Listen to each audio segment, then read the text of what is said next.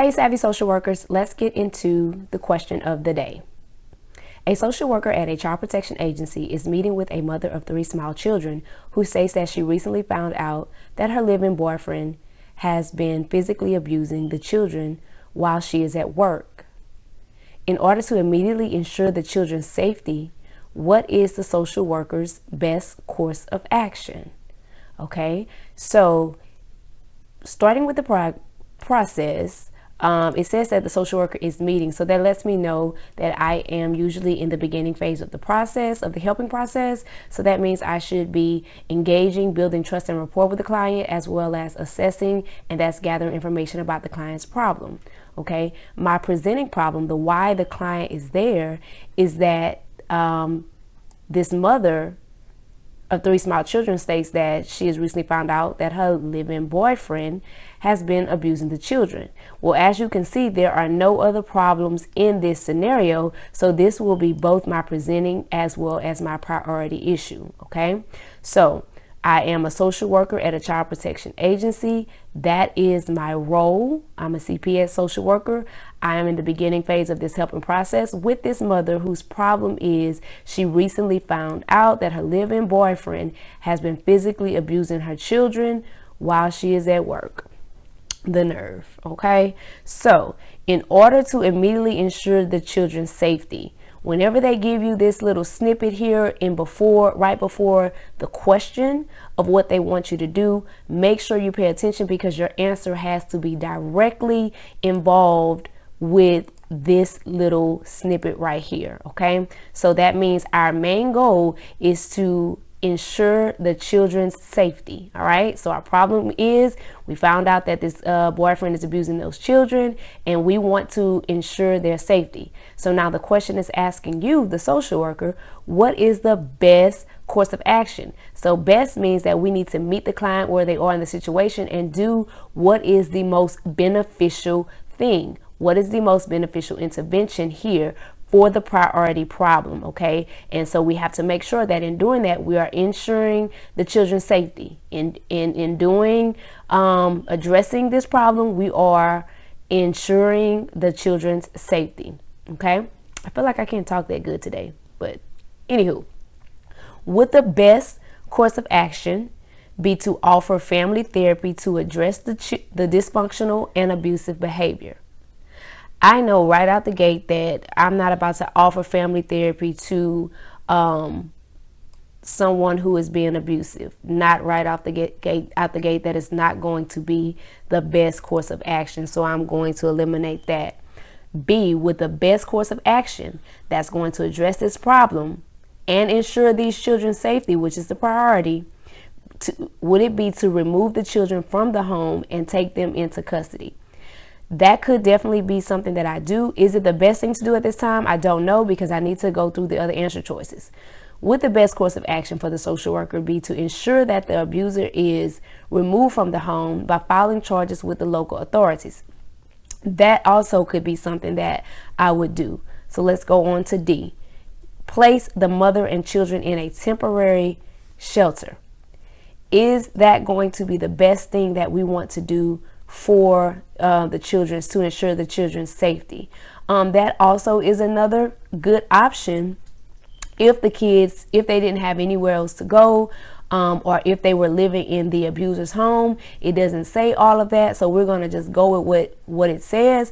And so I feel like this is a good option, but it's not going to be the best course of option, because the best course of action, because it doesn't give us enough details to pick that, and so we definitely don't want to assume.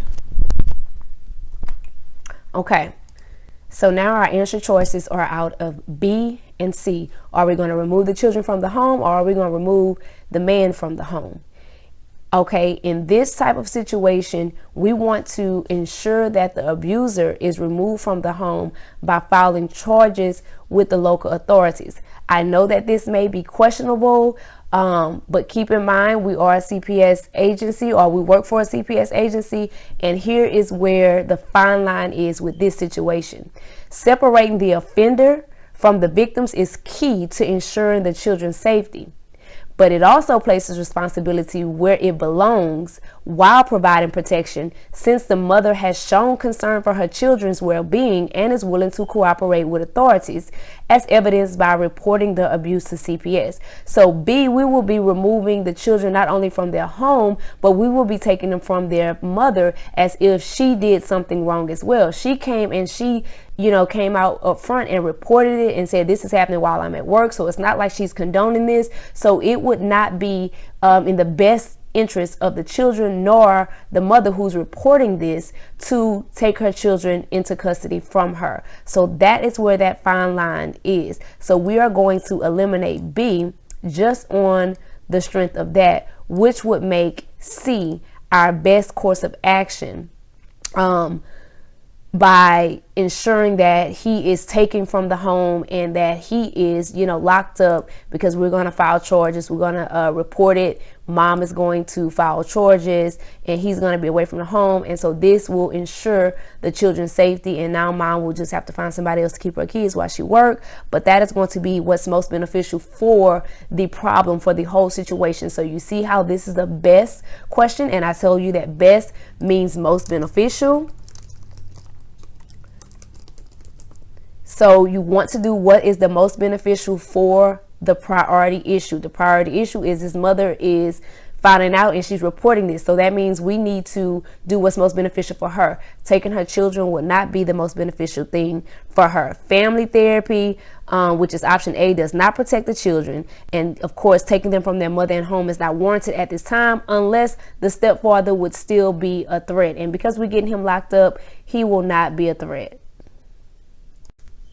Next question. A school social worker is seeing a 9th grade student that informs her that her stepfather has been sexually inappropriate with she and her sister. Ooh, these stepfathers are doing the most today.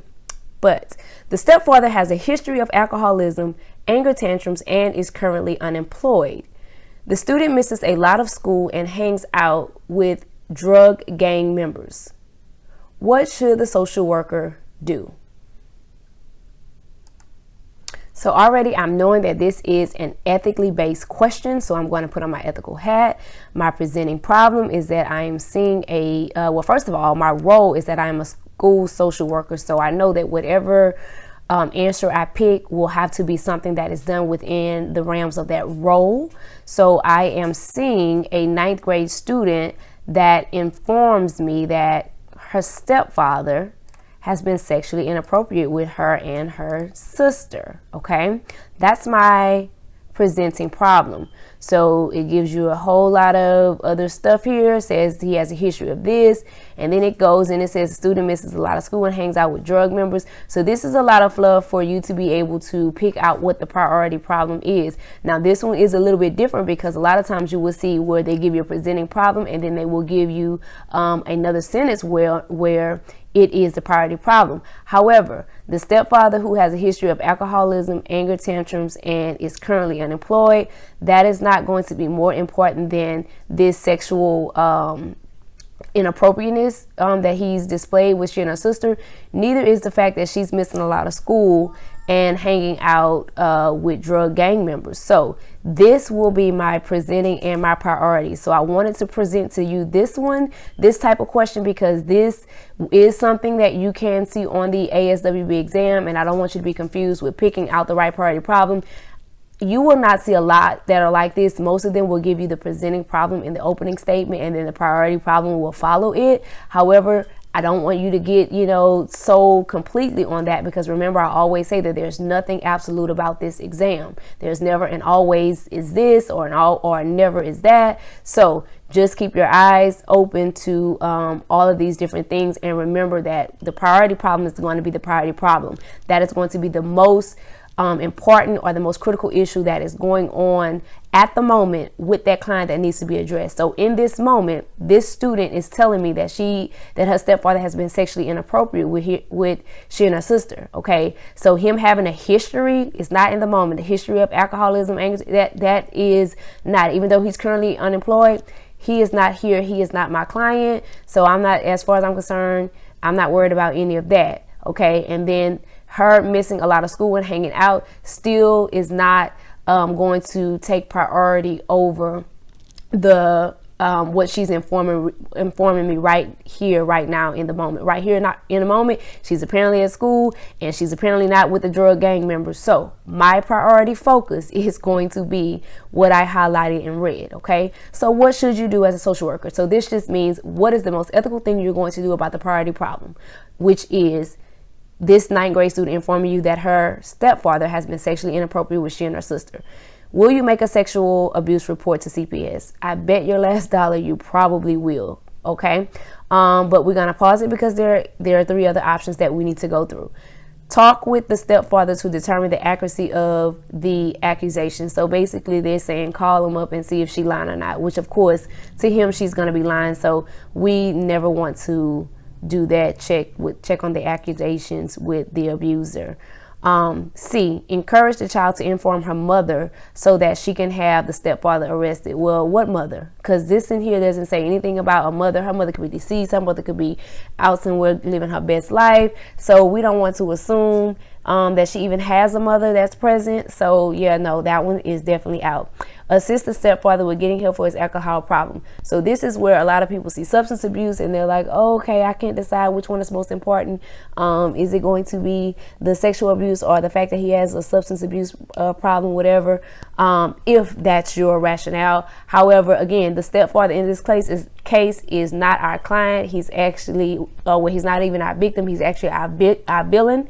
So we are not assisting him with anything but going to jail. Okay, so we're going to eliminate this, which makes our priority to make a sexual abuse report to CPS. And remember, this is something you would do as a school social worker when you're told this by a student. Social workers are mandated reporters and are obligated by statute to report any form of child abuse or neglect with regard to any suspicion or known facts. The social worker is under no application to be absolutely certain when making a good faith report, as the client's statements provide sufficient grounds for reporting. Talking with the stepfather is inappropriate, of course, like we said, as well as encouraging the child to inform her mother, who we don't even know is present. And then assisting the father with his substance abuse issue is also incorrect because he's not even our client. You know, he's a whole villain out here in this situation. So that would definitely not be it. Again, let me know, drop me some comments down below in the comment section. Let me know how y'all deal with these questions. The other thing I like to point out is when y'all watching these videos, help yourselves by, after you see the video, after you see the question in the beginning, just kind of pause it and try to get to the answer on your own and develop your own rationale, and then let the video play through and see if you were right. Did your rationale agree with mine? If you were wrong, where did you go wrong? And this will be a way to kind of build up those skills in learning how to answer the questions instead of having me just answer the questions for you. Okay, so be sure to like this video, share this video, comment anything if you enjoyed it. I always like to encourage you to please share this video or the channel with any colleagues that you know that are trying to pass the ASWB exam, because we're trying to get this thing done the savvy way. Thank y'all.